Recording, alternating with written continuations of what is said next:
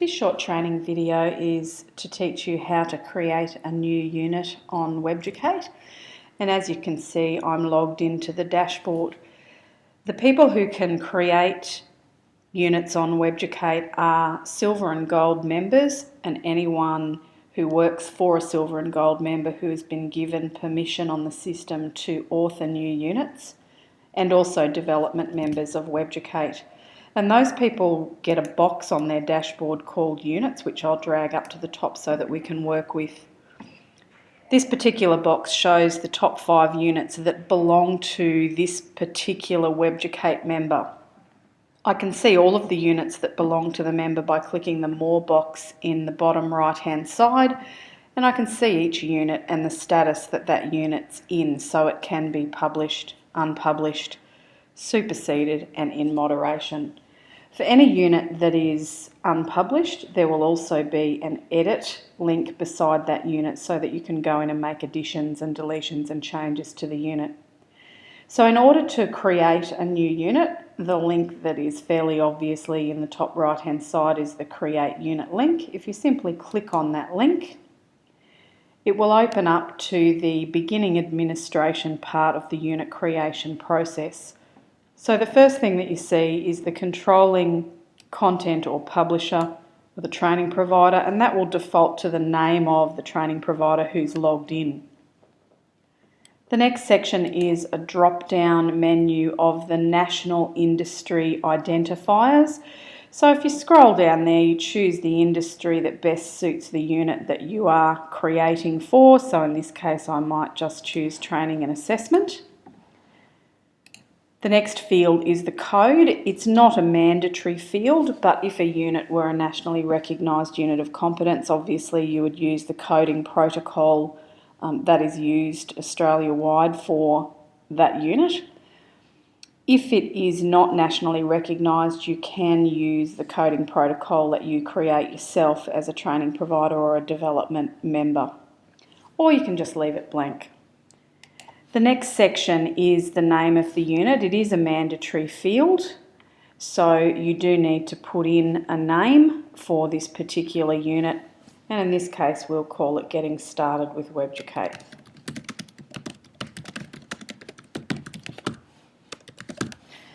The last section in there is the price. It's also a mandatory field. Now keep in mind this is not the price of a course, it is the price of unit content only. So much like buying a learner guide, if you like, from a publisher, it's asking you that if you were to sell this in the Webducate library or license it to another training provider, how much would you want to receive every time a student enrolled in a course containing your unit?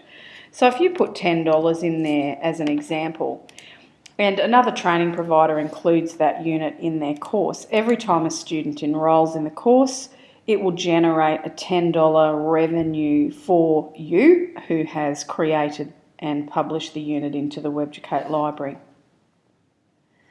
The last section defaults to no, that copy protection is not required, but what this does if you click yes is to disable the right click to prevent people from copying and pasting your text. So there's a little description of that down the bottom to explain what that means. And the last section, once I've filled out all of that beginning administration information, is simply to click Continue. After I click Continue, the page will open up to the remainder of the administration information that needs to be put in. And in this instance, I've pre-populated some of it. So here's the information we put in earlier. I'll then get a text field called the Unit Overview, and the little editor is fairly Microsoft-like, so it's self-explanatory. And you'll get used to this little editor because it is throughout the unit creation process. In the Unit Overview, I'm going to put information in there that will sell, if you like, my unit to another party. So it generally consists of a little bit of a marketing slant and then information about the unit itself. And for nationally recognised units, you can take some of the information from training packages to put in here for information purposes. The next text field, if I scroll down, is the introduction section, and it's exactly the same in terms of a text editor, but the type of information you'll put in here is again information about the unit itself, but this page is the first page that's presented to a student when they enter into the unit. So it doesn't need to be marketing anymore. Somebody's already purchased the unit and put it into a course. But it might have similar information to the unit overview, but you could put a few little extra bits and pieces in there that might be appropriate for a student. The last text field that we have is the trainer information text field. So some of our developers put information like mapping guides in here. They might put information about how a trainer can support a student, some information about other learning modes such as on the job or blended that would apply to the particular unit, or you can leave that blank if you wish as well. And we will go in a little bit further into the actual text editor to have a look at each of the functions on that in a moment. Then once I've put all of that information in, I simply click Save.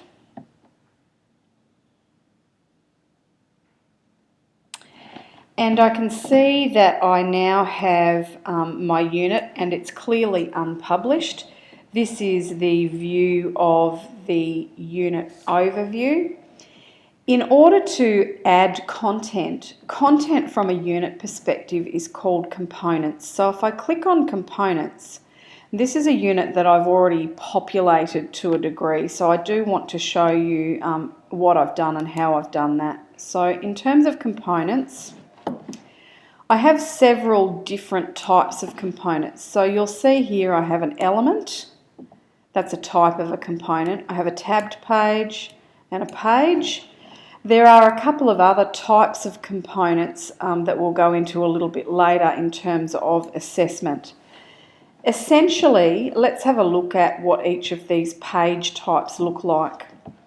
So if I go into view, the first page that I'm looking at is an element page, and essentially what an element is like a chapter heading. So this basically says, well, this is the information you're going to find in this particular chapter. So if you have a look down the navigator, what you'll see is that the getting started element is like a chapter heading and it has subordinate pages. So I can click into those pages and I can see that this page is what's called a tabbed page. So I've got one tab called Logging into your portal and the second tab is Forgotten Password. And the other way that I can navigate is using the previous and next bar. So if I click next, the next page I'm going to see is simply a normal page type. So your job as a unit creator is to create the different page types and put them in the correct order. What Webducate does on your behalf is to create this little navigator. And we'll just close that down and go back into edit mode. So we've had a look at the page types. Essentially the only difference between an element type and a page type is that a page can be subordinate. In other words, it can sit underneath an element, but an element cannot be dragged to sit underneath a page. The way that you create them, the editor, the way that they look can be exactly the same. It's simply about the navigation. So to create a new page, all I do is to name my page. So I'm going to put a page sample in here and I click add. The system then opens up to my editing field, and again the editing field is very Microsoft-like. So when I have a look at the different functions at the top, I can do a whole range of things that are similar to Microsoft. So I can create text in bold, italicized and underlined. I can justify it in different places and create bullets and numbers and so forth, bring my indents in. I can also create anchors. I can clean up messy code if you like, and the way that I would need to use that is if I were to copy and paste text from, as an example, a Word document. A whole range of different things along the top here. What the system does do though is to limit you from using different font colours and different font types. So the only font types you can choose from are in this drop-down box. And we've done that intentionally because we don't want people or developers to create content that doesn't appear correct or doesn't appear in an easy to read fashion when you read it online, because obviously reading a book and reading something online, there are some differences with how that appears to a user. So basically my field here is where I'm going to put whatever I like essentially in terms of content. So some of the content I can put in is text, images, videos, flash files, links to documents or links to other page types. And a whole range of different things can be actually placed onto this little editing field. So what I'm going to do is I'm going to show you very quickly some ways that we can do that. And my best recommendation is before you actually create content, create a file or a folder that contains all of the information you're going to use for your course.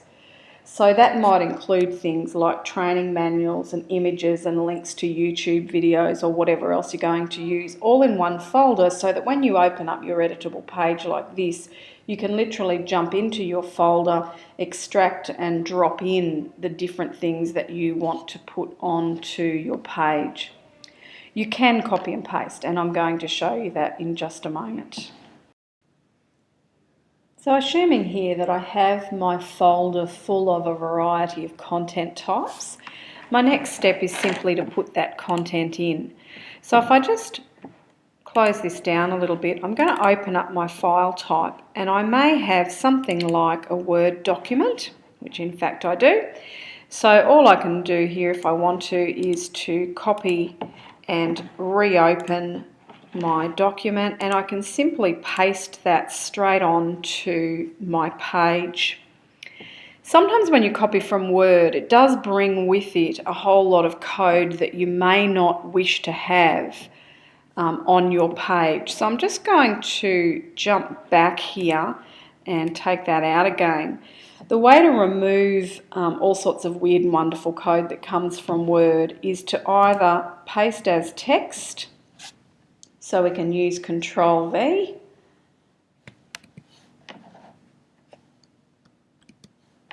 and then insert. Or if I go back again, I can use insert from a Word document, and the same thing, Control V and insert. You can actually move the pages around a little bit or the content around a little bit, which I'm doing here just to neaten it up. So it may be here that I also want to change the font type. So for example, I've got a definition here of what elements are. So if I wanted to change the font type, I might make that slightly larger, and I may put that into a quote to explain what it is. The next thing that I might want to do is to add an image onto my page. So to add an image, I simply click vertically where I might want that image to go, and I go and find my image.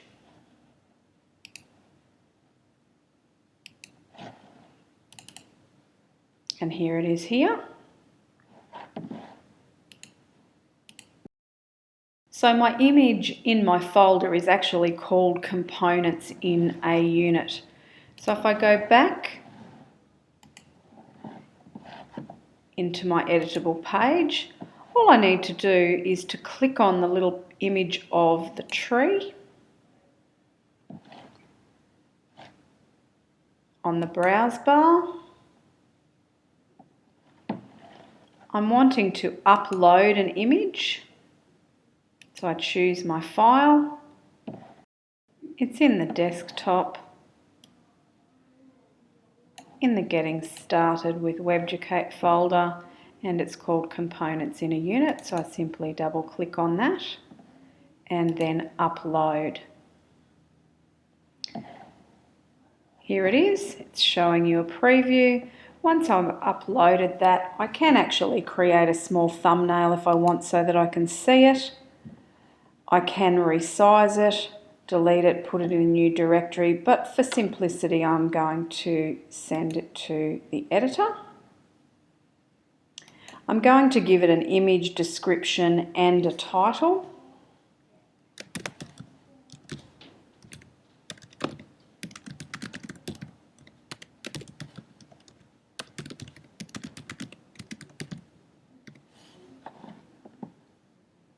And if I scroll down, I can see Insert. Now, what's actually happened here is it's inserted it in the size that I created that particular image. So if I did want to change that sizing, what I can do is go back into the Insert or Edit Image.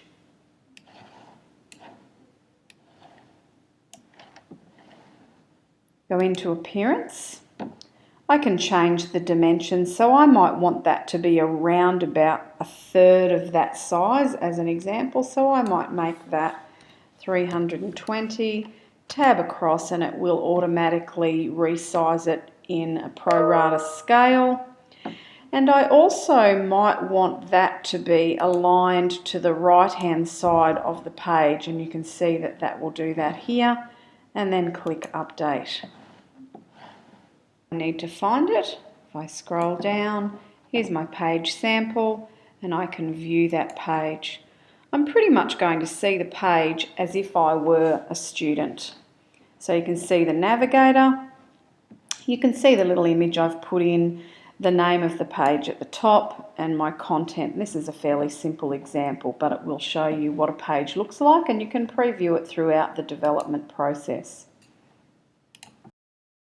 So I'm just going to close down the view and go back into the editable section.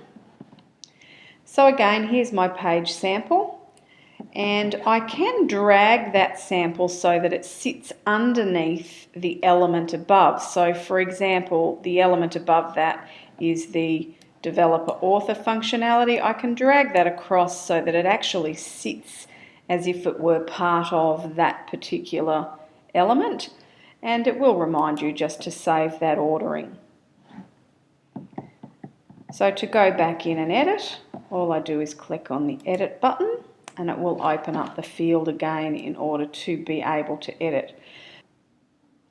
So a couple of other things that I might want to do here might be, for instance, to add a table, and I can do that using the function over on the left hand side. And I can delete them. Once I've got a table, I can change the cell properties much the same as I would in any Word document. I might also want to create a link to the Webducate site. So for example, if I highlight the word Webducate and I want a link to the Webducate site, I simply insert the link, and it's going to ask me for the URL, and I can type that in.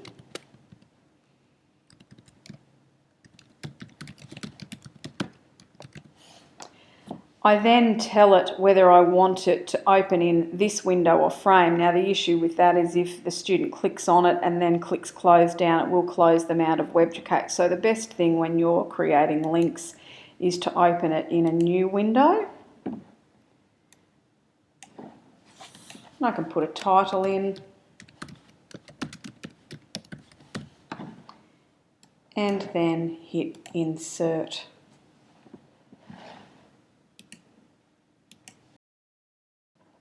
Now, a couple of other content types that I can add to my page is you'll see a little icon that looks like an old movie reel, and that's the insert or edit embedded media. So if I click on that, it actually works in pretty much the same way as adding an image, but we're telling it which type to add.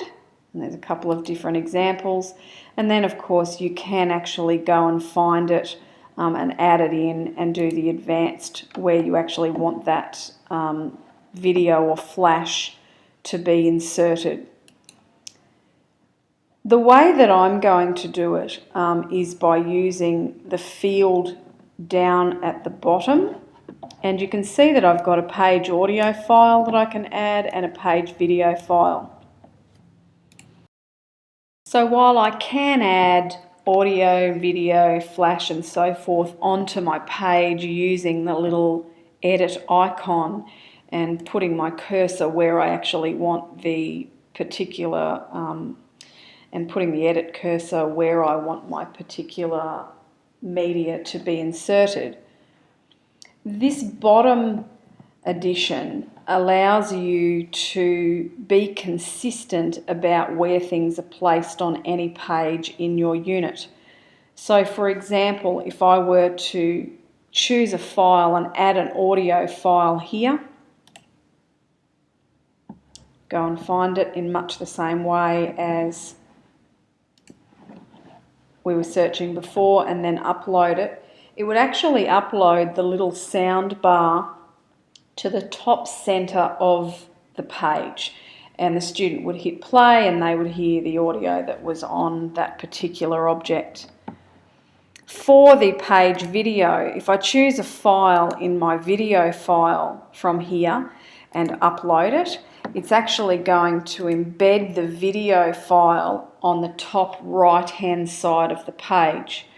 And usually I'd recommend to use these two things if you're putting audio or video on a page, simply because students get used to knowing that if there actually is an audio, it's going to be top center of the page rather than having them, searching around a page to try and find the content that they're looking for. So we're going to add an audio and a video file on the pages. So all I need to do is to choose my file. This one is a audio, so I go to audio, which is an MP3, and click upload.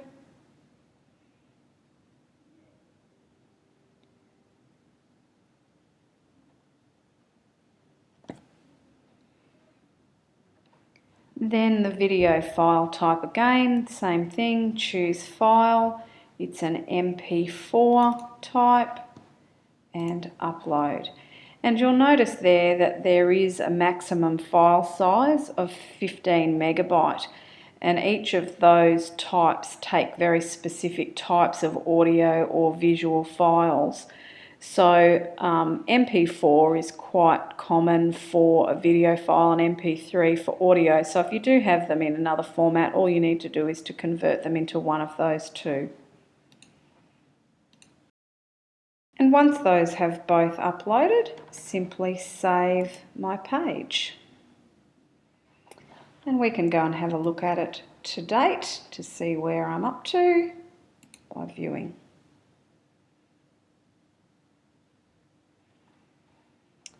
Here's my audio, click play and my students will hear it. Here's my video, click play and my students will hear that as well. And you can see that it actually has changed and moved things across here. So if you didn't like the look of that, then obviously you could change your text as well.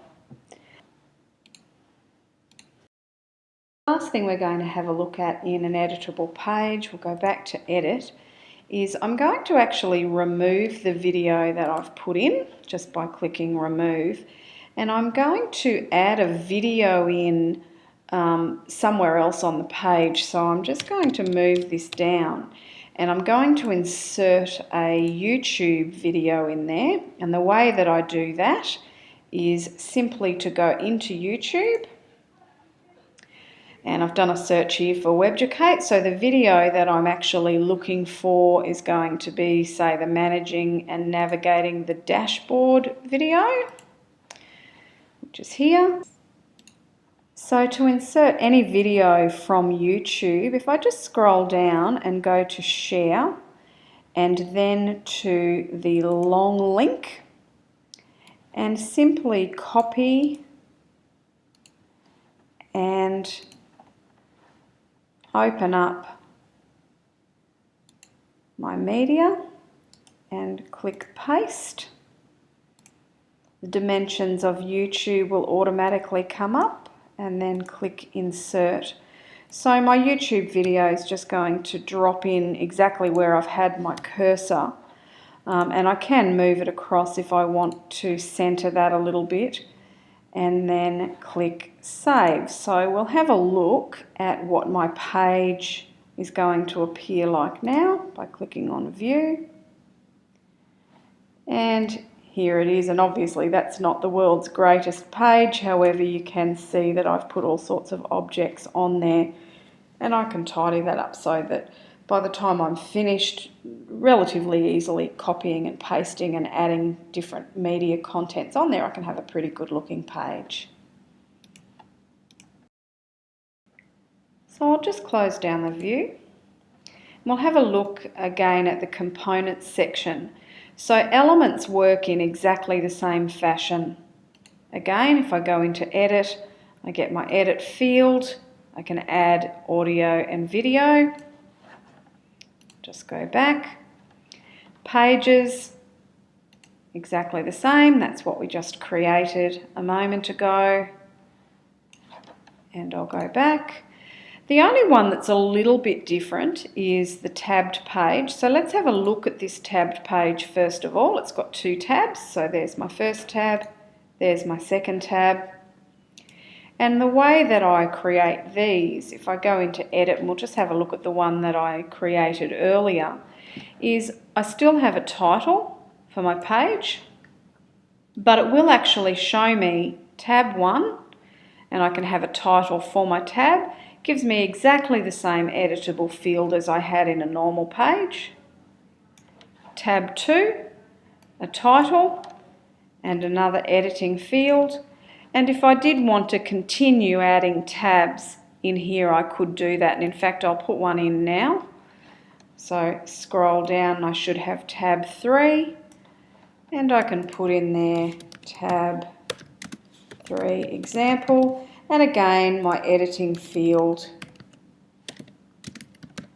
as normal that I can use to put different content on. And if I click save, now we'll have a look at that tabbed page, and it will have the 3 tabs. So 1, 2, and 3.